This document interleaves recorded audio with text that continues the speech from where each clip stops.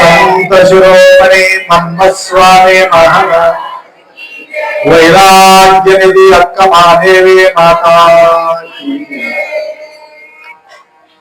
त्रैलोक्य संपदाल्लेख समुल्लेखन वित्ते सच्चिदानंद रूपाय शिवाय ब्रह्मणे नमः। यामाउ सर्वलोकानां प्रकृतिं शास्त्रपादः तां धर्मचारिणीं शम्भो प्रणमामि परं शिवा। वागर्थ विव संपृक्तो वागर्थ प्रतिपत्ते जगतपितरौ वंदे पार्वती परमेश्वर। त्रिकालवंदनीय प्रातस्मरणीय पूज्य गुरुवायांचं स्मरण करो। सुक्षेत्राधिपती कवठा या परिसरातील शोभायमान मूर्ती आशुतोष भगवान भोलेनाथ शंभू महादेव महादेवांच्या पवित्र पावन सानिध्यामध्ये प्रतिवर्ष अखंड शिवनाम सप्ताह आपण साजरी करत आहोत। या अंतर्गत आतापर्यंत प्रतिनित्य प्रमाणे परमरहस्य ग्रंथाचा पारायण व तदनंतर उद्याचा वेळ आमच्या गळ्यात टाकलेले आपले कार्यकर्ता, कारण सत्कार उद्या व्हायचं होतं, उद्या गोंधळ होईल गडबड होईल तर आप्पा निवांत बसून आहेत म्हणून आज गुरुमाऊलीच्या हस्ते आतापर्यंत जे सेवा केलेले आहेत सेवा करणाऱ्या सर्व भाविकांना या ठिकाणी आता सत्कार कार्यकर्त्यांकडून या ठिकाणी संपन्न झालेले आहे। उरलेली जो वेळ आहे आमच्या प्रवचनासाठी देतो, तुम्हाला वेळ असेल तर आहे का वेळ? ठीक आहे। आजच्या हा मंगलमय प्रसंगी नित्य नियमाप्रमाणे प्रतिनित्य या ठिकाणी प्रसादाचा व्यवस्था होत आहे आणि प्रसादाचा व्यवस्था करणारे आपले नितांत सेवेमध्ये तत्पर महादेवजी बिरादार या परिवाराच्या वतीनं आज सुंदर अशा हा मृष्टान्न भोजन तदनंतर पाण्यानं सर्वांना या ठिकाणी प्राप्त होणार आहे। आणि आज व्यक्ती मजबूर कधी होतो माहितीये का तुम्हाला? व्यक्ती मजबूर म्हणजे कळालं का? मजबूर म्हणजे किती अडीअडचणी असेल तरी सुद्धा त्या ठिकाणी विजित देणं त्यांच्या काही ना काही मजबुरी असते। त्याप्रमाणे या आशुतोष भगवान भोलेनाथाला सुद्धा आपण मजबूर करतो आणि त्या साकार रूपमध्ये असलेले सद्गुरुनाथाला सुद्धा आपण मजबूर करायला लावतो। कशामुळे मजबूर होत असतात? प्रेमापोटी भक्तीच्या पोटी तो देव मजबूर होतो आणि सेवा करत असलेले सद्भक्तांच्या सेवा म्हणून सद्गुरुनाथ मजबूर होत असतात। त्याप्रमाणे आज बिरादार परिवार या कार्यक्रमासाठी येण्याचा एक कळकळ एक विरहा होण्याचं एकमेव कारण आहे त्यांच्या नितांत सेवेचं प्रतिफळ म्हणून प्रतिवर्षी तुम्हा सगळ्यांना प्रवचन आमच्याकडून तुम्हाला या ठिकाणी मिळतं। लक्षात आलं का? काय आहे आता आखरी मी ऐकलो त्यांच्या पद ऐकलो, किती व्यक्तींच्या कानात पडले मला माहिती नाही। किती सुंदर बोलत होते, आम्हाला आठवण बी राहत नाही, ऐकलेले विसरूनच जातो आणि विसरून जातो म्हणून आम्हाला दुःख होते। विसरण हा दुःख आहे, स्मरण हा सुख आहे। विसर पडता कामा नये. त्या सत्संगामध्ये, त्या सप्तामध्ये एवढा खर्च करून ते कशा करता त्यांच्या वाणी आपल्या अंतःकरणापर्यंत पोहोचावा म्हणावं, हे आपला एक खर्च आहे. तर ते बोलत होते, 4 धाम कुठं आहे, ऐकले की नाही? 4 धाम कुठं आहे? गंगोत्री, यमुनोत्री, अजून आहे ना धाम.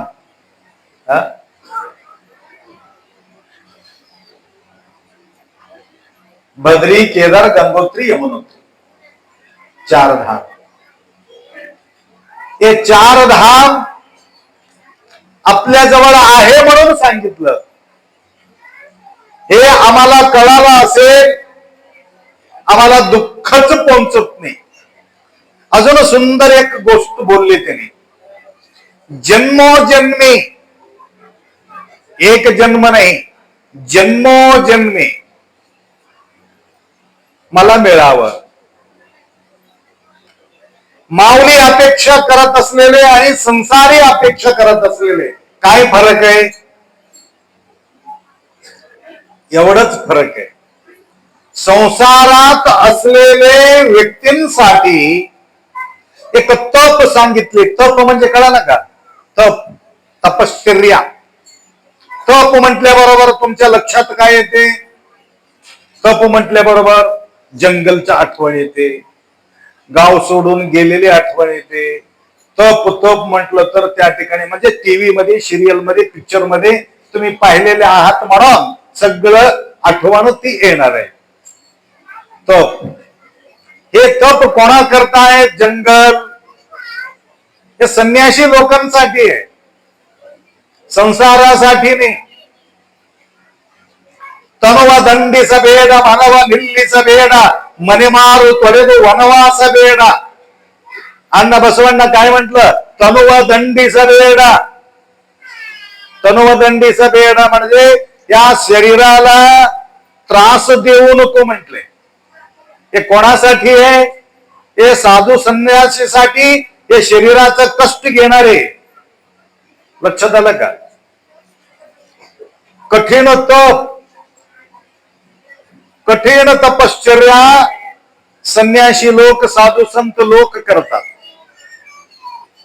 म्हणून यांच्या गावी, बिरादारांच्या गावी एका 10-15 वर्षापूर्वी एक मोठा आम्ही तप केलो होतो, अनुष्ठान केलं होतं. संपूर्ण टोटल दरवाजा बंद, लेन देन बंद, पॅक करून ठेवले होते. मी 25 किलो माझा बाडी उतरून गेले. तेव्हापासून बाडी सुधरत नाही अजून बी. सगळे केस गळून गेले. पिकलेले आंबा कसा असते त्या प्रकारे माझं शरीर पुरा टोटल पिकलेले होतं. हे बी आले होते, हे आपले आलते ना. बघा, तप म्हणजे ह्या शरीराला कष्ट देणे संसारी लोकांसाठी साध्य नाही. एक महिना अन्न त्यागून तप करणे किती कठीण आहे. कोरोनाच्या काळामध्ये घर सोडून जाऊ नका म्हटलं तर तुम्हाला किती परेशानी झाला होता. घर सोडून बाहेर जाऊ नका म्हटल्यानंतर दिवस कटणं भयानक कठीण झाला होता तुम्हाला. सगळं बंद बंद बंद बंद. तसं आम्ही 10x10 रूम मध्ये 1 महिना त्या ठिकाणी आम्ही कसं बसला असेल तुम्ही विचार करायचा. त्याकरता हे तप जप सगळं संसारीसाठी जमत नाही, परंतु जमते काय तप? या संसारात राहून कोणता तप करावा तुम्हाला सांगतो. सिद्धेश्वरप्पा ऐकून आले की नाही? संसारामध्ये असलेले संसारी लोकांसाठी सुद्धा तप सांगितले. ते कोणता तप आहे सांगू का तुम्हाला? घर सोडून पळायचं नाही, नवऱ्याला सोडून जायचं नाही, बायको नाही, नवरा म्हटली की बायकोचा अजून एक नंबर येते, बायकोला सोडून जायचं नाही. लक्षात आलं का? त्याकरता त्रिकरण शुद्धी सांगितलं संसारीसाठी. हे तप आहे. कोणतं? काया वाचा मन तया महादेव शरण. एक शरीर, एक आहे मन, काया वाचा, एक आहे वाचा. तप म्हणजे तुमच्या घरामध्ये या वाणीला सांभाळायचं. वाणी म्हणजे हे लिंगायत वाणी नव, हे वाणीला सांभाळायचं.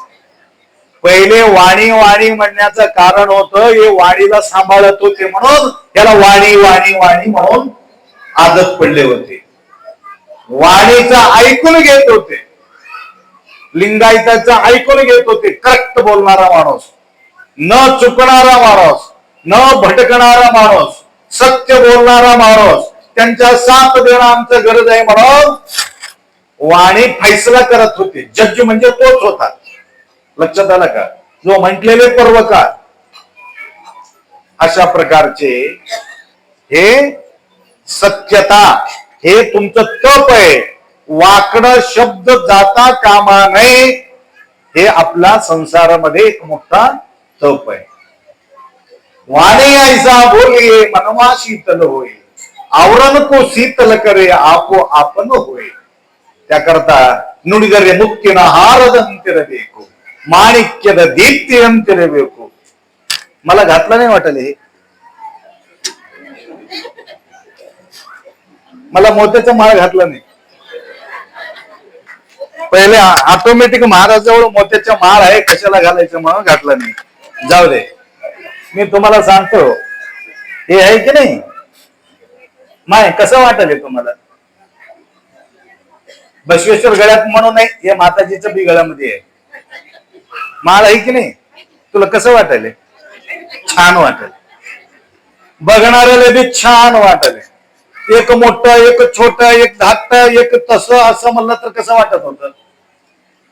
बरोबर. एक सारखा मोतीचा माळ.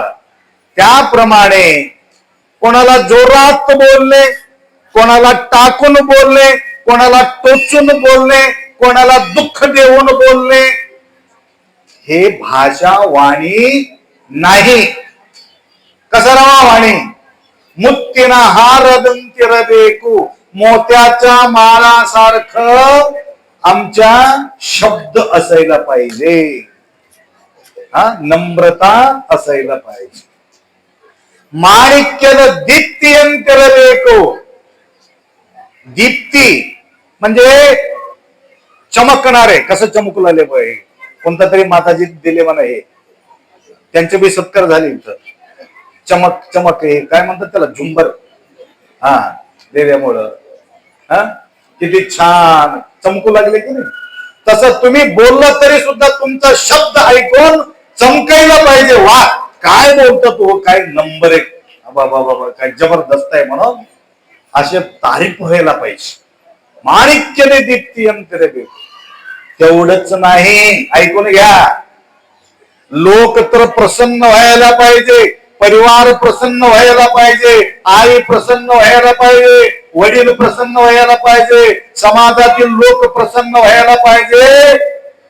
एवढंच नाही, आत बसलेले देव सुद्धा तुमच्या भाषा ऐकून प्रसन्न व्हायला पाहिजे.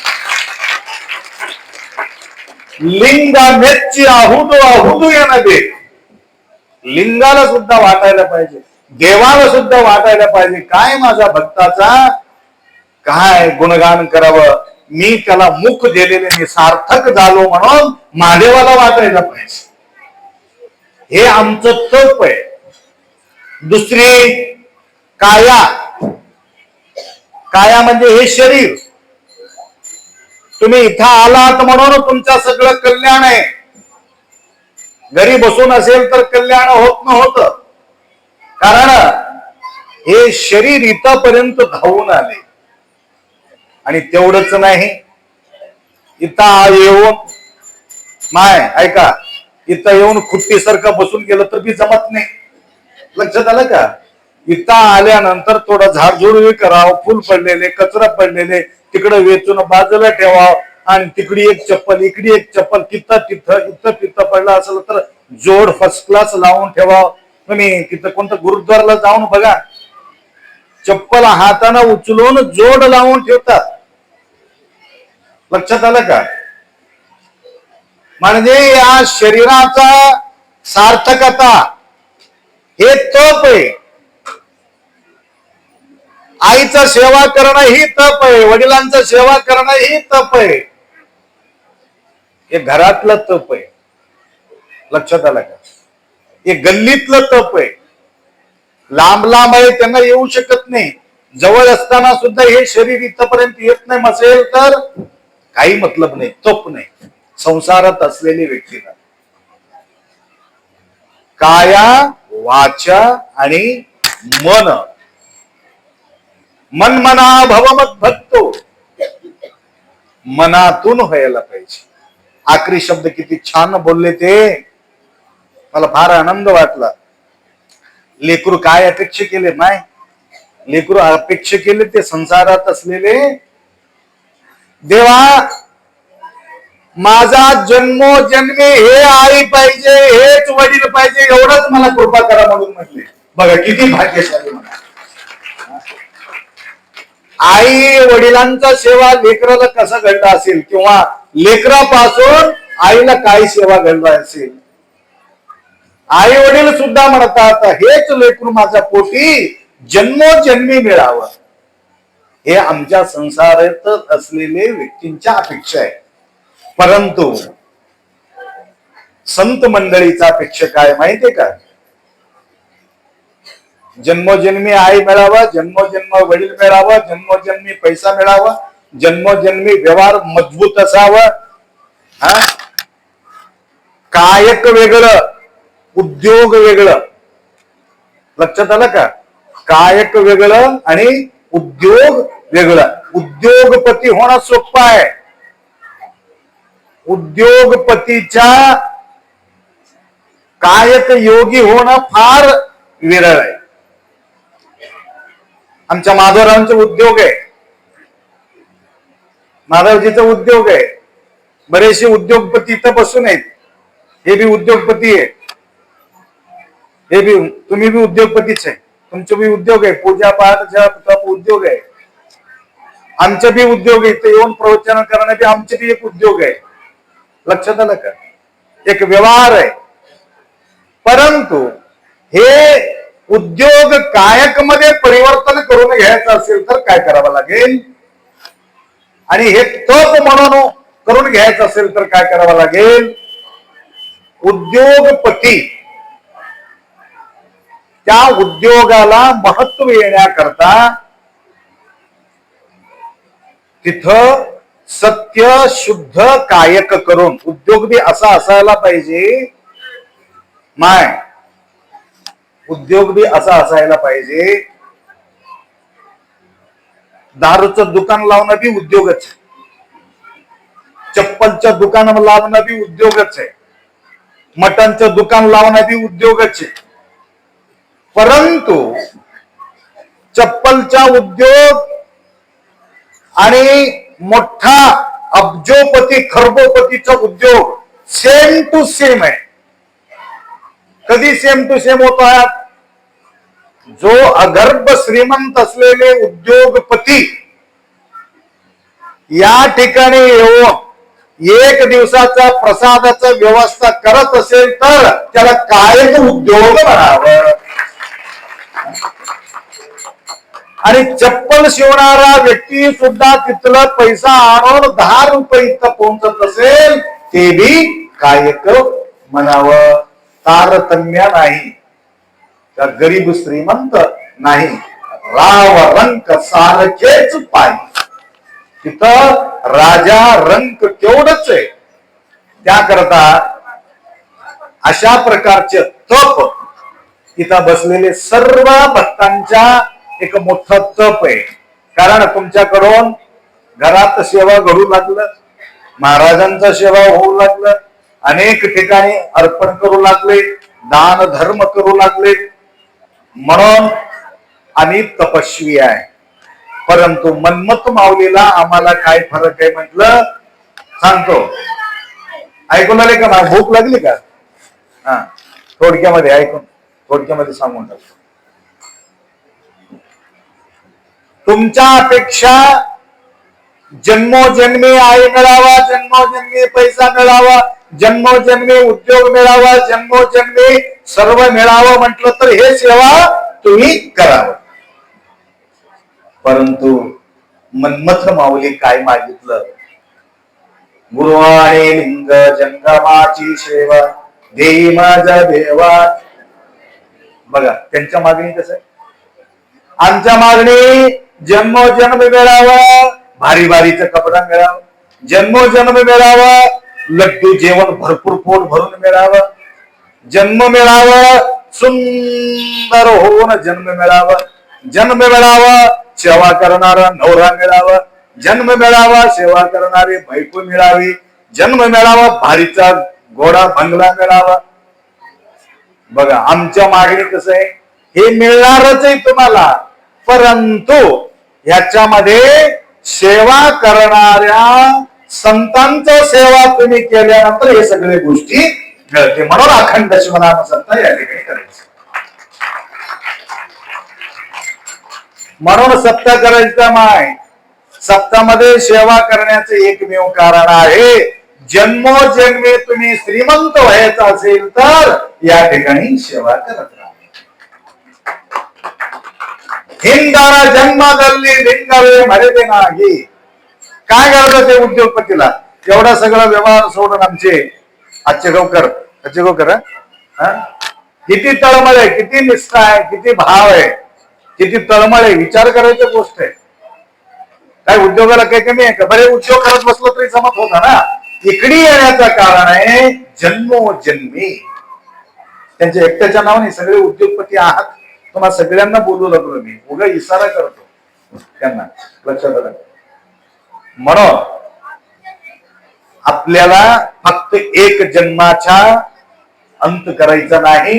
करायचं असेल तर हे सगळं सोडायचं. काय करायचं? गुरुवाणी लिंग जंगमाची सेवा करायची. मला काय नलगे मुक्ती धन संपदा संत संग देईस. संतांचा सहवास करी अनित्तडवल्ले श्री अनित्तडवल्ले हिरिदप्प राज्यमय इत्तडवल्ले शरणरा सुळ्ळुडिने ಒಂದರಗಳಿ इत्तडे निम्म नित्य काना रामनाथ. म्हणून हे दाता दाता दाता जे आपण म्हणतो, हे दाता अन्नदाता. अन्नदाता हे नाही, प्रसादाचा व्यवस्था करणारे लोक आहेत. दाता तो आहे, तो दाता यांना दिल्यामुळे हे या ठिकाणी सेवा करू लागले. लक्षात आलं का? खरा दाता तो आहे आणि ते दाता या दातांना निरंतर देत राहावं. शिवदास म्हणे दाता नाही समान. त्याच्यावरच कीर्तन झालं आमचे याच्यामध्ये भक्ती स्थळामध्ये. लक्षात आलं का? कितीतरी लोक पाहिले ते भक्ती स्थळाचं कीर्तन. त्याकरता आपलं जीवन सफल करून घेण्याकरता मोठा तप जप वगैरे करणं फार कठीण आहे. या ठिकाणी येऊन सेवा करणाऱ्या सद्भक्तांना आम्ही सेवा केल्यानंतर ते आमचं तप होणार आहे. त्याकरता प्रतिवर्ष अखंड शिवनामा महायज्ञ, यज्ञानाम जपयज्ञो अस्मी.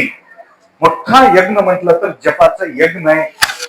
आणि या ठिकाणी निरंतर अखंड नाम यज्ञ 16 सुंदर रीतीने या ठिकाणी पार पडत आहे. या कार्यक्रमासाठी तन मन धन सेवा